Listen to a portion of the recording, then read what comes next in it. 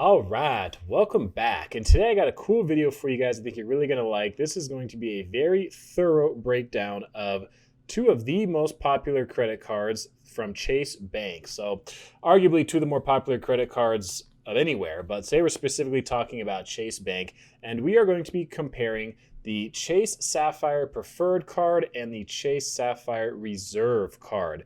So, in the year 2021, Chase has made a change or two to these cards. They may have changed a sign up bonus or something like that that you guys want to know about. So we're going to break that down and talk about what these cards have to offer that's different, what's the same on them, and which one might be best for you if you are looking at applying for one of these cards. I myself have the Chase Sapphire Preferred card, and I will leave an affiliate link down below if you want to sign up for the Chase Sapphire Preferred. I will also leave a link down below if you want to sign up for the Chase Sapphire Reserve card as well.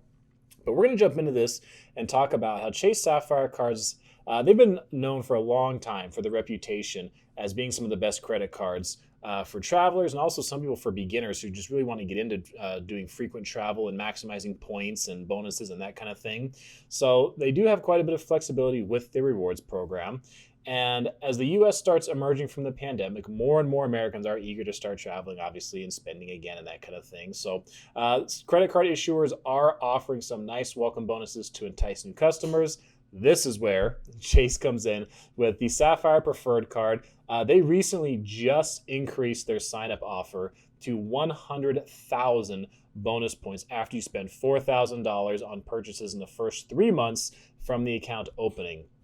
So now you can do a whole bunch of things with those points. You can trade them in for cash if you like, or you can use them for up to $1,250 on travel, groceries, and dining, which does make it one of the best bonuses the card has ever seen. I didn't get that bonus when I signed up. So now's a good time to sign up for it because I did not even get that bonus.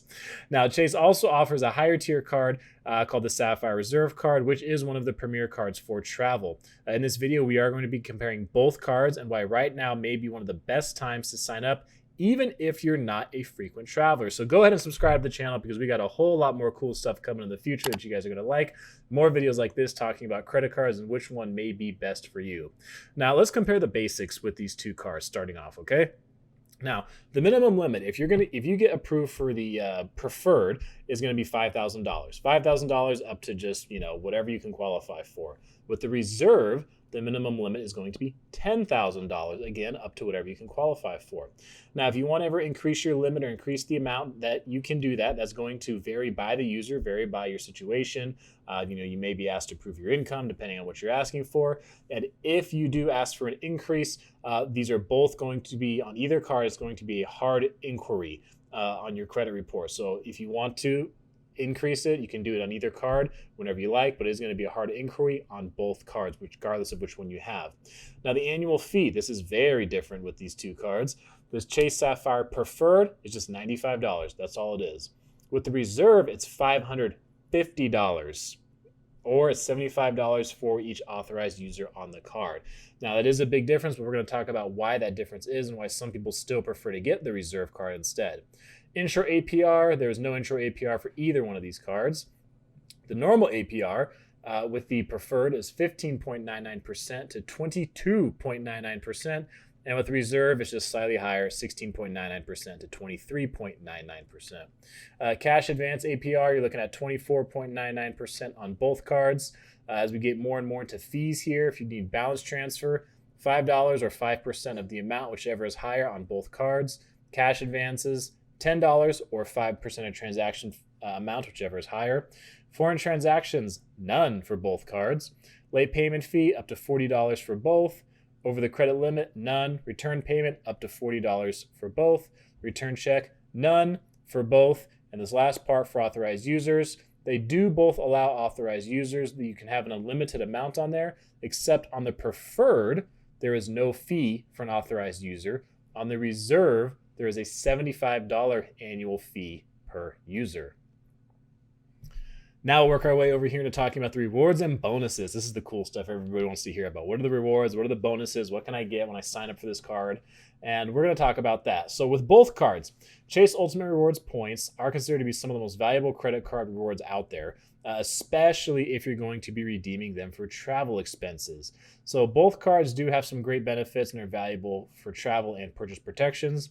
Now, the preferred, what they're offering for rewards is 2 points on travel and dining at restaurants, 1 point or 1 point back on all other purchases. Reserve is offering 3 times points on travel, so after earning your $300 travel credit, and dining at restaurants, and then 1 point on all other purchases. The welcome bonus. This is where this changed recently for Chase Sapphire Preferred. They're now doing a 100,000 bonus points offer after you spend just $4,000 on purchase in the first 3 months from opening your account. So you can cash that in for $1,000 cash. When I opened up mine, it was 80,000 points, which I could cash for $800 if I wanted, but now it's 100,000 points. You could trade it for $100,000 in cash once you get that, or it's worth up to $1,250 on travel, groceries, and dining. You can use them on travel as well. The reserve for the welcome bonus is now 60,000 bonus points after you spend 4,000 on purchases in the first 3 months from the account opening, worth up to 900 on travel, groceries, dining. Same concept as the preferred, but just a little different bonus structure. Ultimate rewards bonus. This is the difference. 25% on the preferred, and it's double that to 50% on the reserve. Now, with credits is another big difference here. You get none with preferred. However, with the reserve card, you get a $300 annual travel credit. If you signed up in 2020, you got a $60 DoorDash credit for 2020 and 2021. And you get up to $100 application fee credit for global entry or a TSA PreCheck every 4 years. So with that higher annual fee with the reserve card, they do offer some things to help offset that, which makes it more appealing to people. Now, some interesting info that you may like to see is coming from CNBC. Says the average consumer could earn up to $3,346 in rewards using the Chase Sapphire Reserve over a 5-year period. With the Chase Sapphire Preferred card, you could earn up to $2,528. Now, the rewards for both cards, you can redeem these in a variety of ways. So this includes a statement credit, a gift card to travel. However, if you do redeem them through the Chase Ultimate Rewards portal, they are worth 25% more if you have the Sapphire Preferred and 50% more if you have Chase Sapphire Reserve. So this is an example. Say you have 60,000 bonus points and those are worth $600. You could cash them in for $600 if you like. But if you buy a plane ticket with the Sapphire Preferred card through the rewards portal, that value of your points increases 25% to $750. If you use your Chase Sapphire Reserve card, it's going to increase 50% to $900. That's what you can use if you're buying a plane ticket through the portal with those same 60,000 bonus points. Additional perks. So looking at this, a good portion of these are the same, but then we are going to get to some differences here between the preferred and the reserve. So all of these I'm about to say are the same for both of them. The Peloton Digital and All Access memberships, statement credits towards Peloton Digital and All Access memberships up to $60 for preferred and up to $120 for reserve when you enroll through December 31st, 2021. So you got till the end of the year to take advantage of that. Dash Pass, complimentary Dash Pass worth up to $200 for a minimum of 1 year. Lyft, you get bonus rewards on Lyft purchases, 10 times points for reserve and 5 times for preferred through March of 2022. Foreign transaction fees are none. Purchase protection, yes. Extended warranty protection, yes.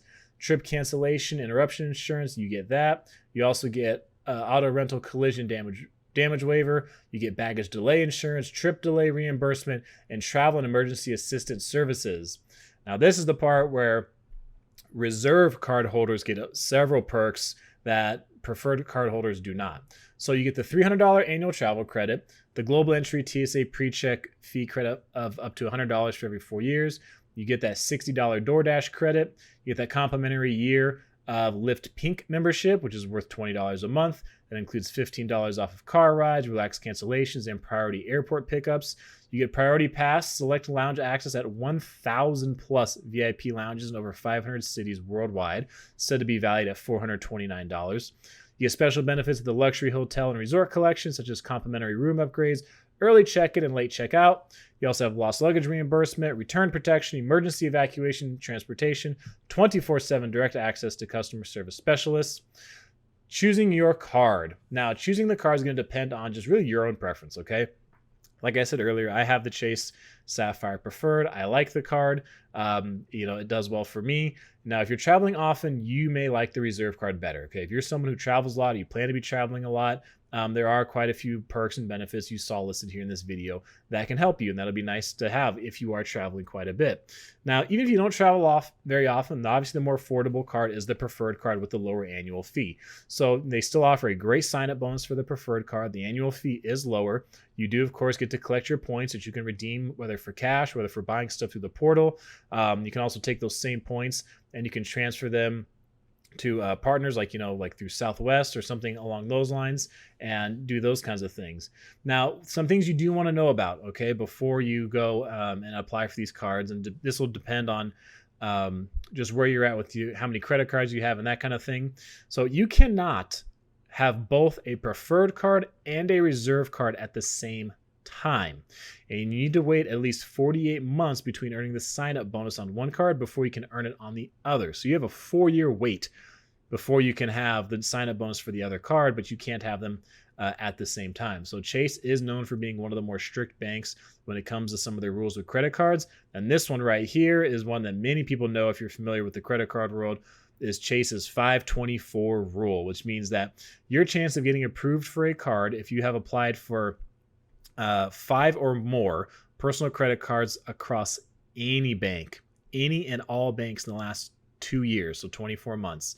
If you've applied for more than that, then it's possible. I did talk to somebody at Chase that's possible to still get approved for a card, but it's not very likely. So some people refer to it as 524 jail, where they have to wait till some of those inquiries fall off their credit report before they go and apply for a Chase card. So if you are new to credit cards, this can be great because you can actually take advantage of getting several cards before you hit that 524 rule. But these are the comparison. This is the comparison and contrast for Chase Sapphire Preferred versus Chase Sapphire Reserved. Like I mentioned earlier, there are links down in the description. I asked you guys use those if you are going to sign up for one of these cards and take advantage of all the benefits they have.